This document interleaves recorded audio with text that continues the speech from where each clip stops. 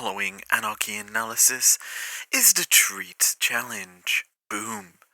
The aim of this episode is to get that counter up as high as possible by referring to as many sweets/chocolates that I can. So, strap on in, grab some Mentos, and let's roll over into the team fight breakdown.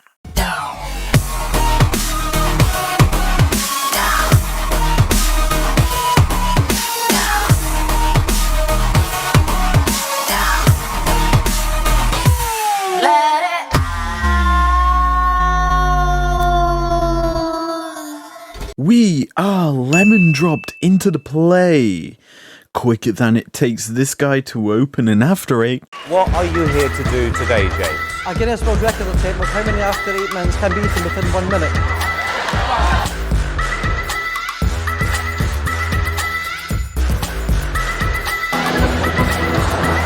Just use his hand. 55 seconds.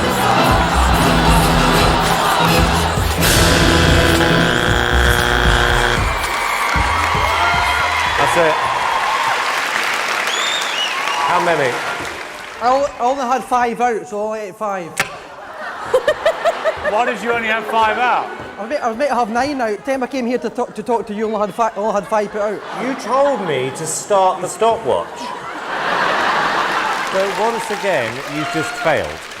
So, the Mad Lion bars, support, and jungle are on an SK ward, and their path is then tracked by the Milky Bar Kid. Hexflash over the wall goes the Dairy Milk Cow, who gets a double-decker knock-up into the Aero.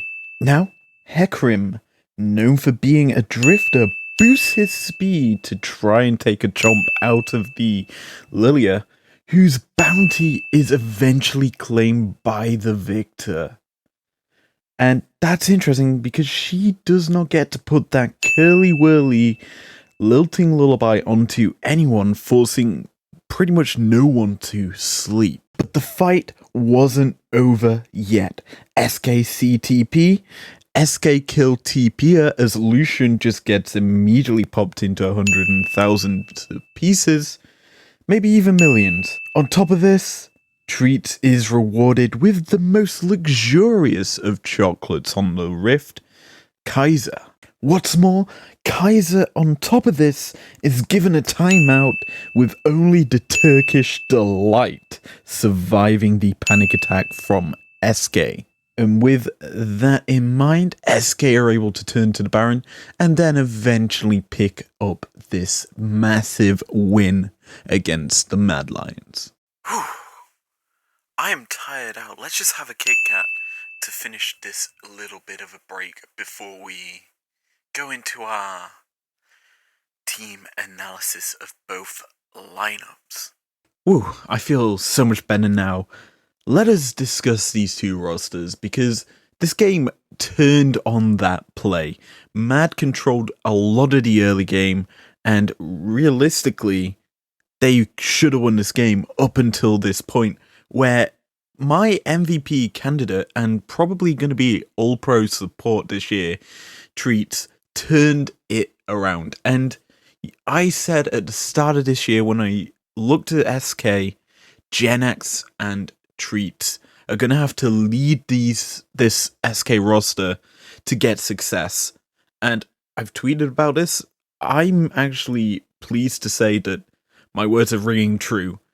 Genax in their last game before this one performed like a madman, carrying this roster, and Treatz all through this season has been key engage, key playmaker, and all-round hard-to-kill support that's just been on top of this league. He is a phenomenal candidate, and if it wasn't for the fact that he played a few games on TSM in the playoffs and during the end of the regular split, he would have been Rookie of the Year here, no doubt.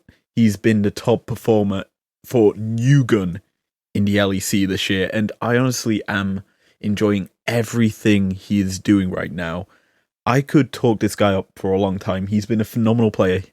He's even not had to play Braum, because obviously Braum's not in the meta right now, but he is known for that champion. And yet, meta-wise, he hasn't had to play it. Whether or not the meta shifts even more with changes coming through later and later into the season. But, as I say, SK have been phenomenal playing with their bot lane through very tough games, I would say. It's showing up and showcasing its strength. And when it gets to the late game, honestly, the leadership out of Genax and Treatz is just getting these big wins for their roster. And honestly, picking up the win here against Mad ties them in third. That is a huge thing to be saying right now, because you would not have put SK in the top 3 at the start of this year.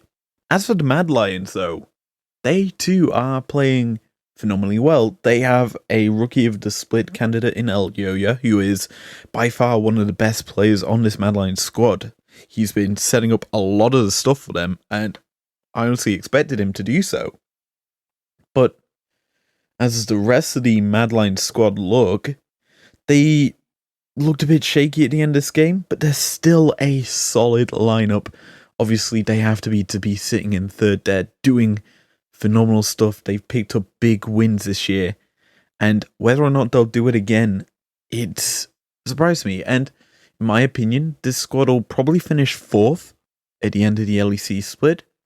But right now, I'm just gonna say this squad is doing phenomenal.